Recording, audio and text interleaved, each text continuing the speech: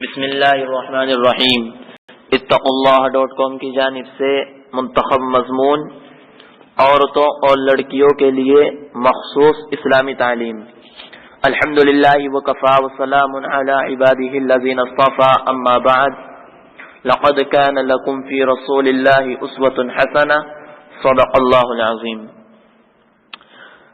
میری ماں اور بہنوں، عورتوں اور لڑکیوں کے لیے مخصوص اسلامی تعلیم آج ہم بیان کرتے ہیں۔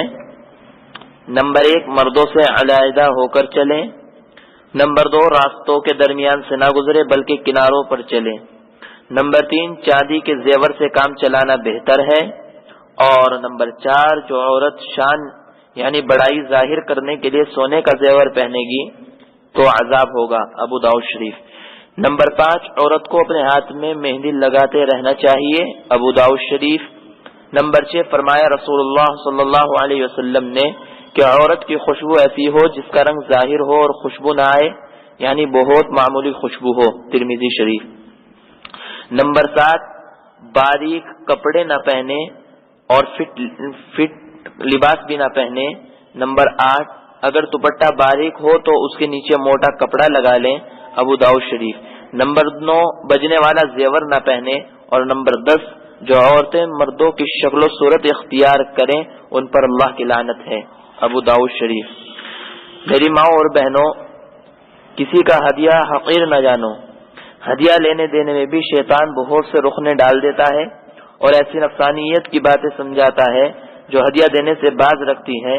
چنانچہ بہت سی عورتوں پر یہ نفسانیت سوار ہو جاتی ہے اور کہتی ہے کہ ذرا سی چیز کا کیا دینا، کسی کو کچھ دے تو ٹھکانے کی چیز تو دے، جلیبی کیا بھیجیں، کوئی کیا کہے گا، اس سے تو نہ بھیجنا ہی بہتر ہے۔ اسی طرح ہدیہ قبول کرنے میں بھی شیطان چھوٹائی بڑائی کا سوال سجا دیتا ہے۔ اگر کسی پڑوسن نے معمولی چیز ہدیہ میں بھیج دی تو کہتی ہے کہ کنجوس نے کیا بھیجا ہے، نہ اپنی حیثیت کا خیال کیا نہ ہماری عزت کا، بھیجنے میں شرم بھی نہ آئی، گویا بھیجنے کا شکریہ تو درکنار، طعن و تشنی کی بوچھاڑ شروع ہو جاتی ہے اور کئی دن غیبتیں ہوتی رہتی ہے۔ اگر کئی سال کے بعد کسی بات پر انبن ہو گئی تو یہ بات بھی دہرائی جاتی ہے کہ تو نے کیا بھیجا تھا، ذرا سی کڑی اور اس میں ایک پھلکی ڈال کر۔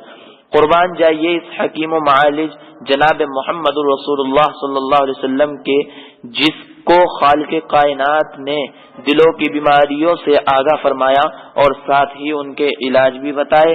معالج نے دکھتی رگ پر ہاتھ رکھا اور اندر کا چور پکڑا اور فرمایا، کوئی پڑوسن کسی پڑوسن کے لیے کسی چیز کے ہدیے کو حقیر نہ جانے، بخاری شریف۔